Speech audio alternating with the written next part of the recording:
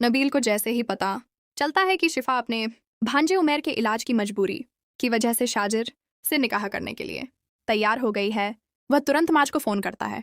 नबील उसे बताता है कि शाजिर ने शुरू से ही नरमीन का इस्तेमाल सिर्फ इसलिए किया था ताकि माज और शिफा एक दूसरे से दूर हो जाएं।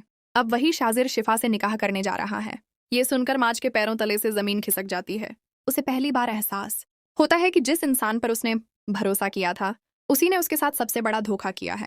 माज बिना वक्त गंवाए आलियान के घर की तरफ भागता है ताकि किसी भी तरह शिफा और शाजिर का निकाह रोक सके। लेकिन जब माज वहां पहुंचता है तब तक बहुत देर हो चुकी होती है। शिफा और शाजिर का निकाह हो चुका होता है। माज गुस्से में घर के अंदर जाता है और सीधे शाजिर का गिरेबान पकड़ लेता है। वह उससे सवाल करता है कि आखिर उसने उसके साथ इतना बड़ा धोखा कैसे किया। माज कहता है कि शाजिर तो खुद नरमीन को पसंद करता था, फिर उसने उसके साथ ये सब क्यों किया। शाजिर बिना किसी डर के जवाब देता है कि माज शिफा के लायक था ही नहीं।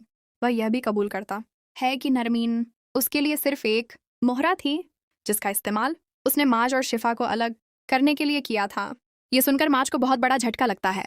वह तुरंत शिफा की तरफ देखता है और उससे पूछता है कि उसने शाजिर से शादी क्यों की। शिफा की आंखों में दर्द और गुस्सा साफ दिखाई देता है। वह माज को थप्पड़ मारते हुए कहती है कि अगर उसने वक्त रहते उसकी मोहब्बत और उसकी कदर समझी होती तो आज उसे इस दिन का सामना नहीं करना पड़ता। दूसरी तरफ नबील तुरंत तैमूर के पास पहुंचता है और उसे बताता है कि शाजिर ने शिफा से शादी कर ली है और अब वह उसे लेकर घर आ रहा है। ये सुनकर तैमूर बेहद नाराज हो जाते हैं। कुछ देर बाद शाजिर शिफा को लेकर घर पहुंचता है। तैमूर दरवाजे पर ही उसे रोक देते हैं और कहते हैं कि शिफा को इस घर में लाने की कोई ज़रूरत नहीं है। लेकिन शाजिर अपने पिता के सामने साफ कह देता है कि अब शिफा उसकी पत्नी है और इस घर की बहू बन चुकी है। इसके बाद वह शिफा को अपने कमरे में ले जाता है।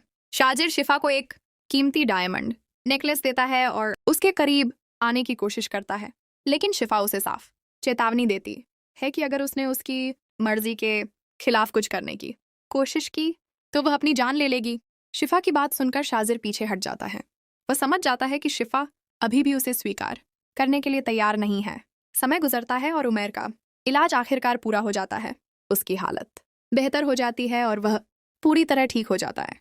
यह खबर शिफा के लिए सबसे बड़ी राहत होती है, क्योंकि अब वह खुद को उस मजबूरी से आज़ाद समझती है जिसकी वजह से उसने शाजिर से शादी की थी।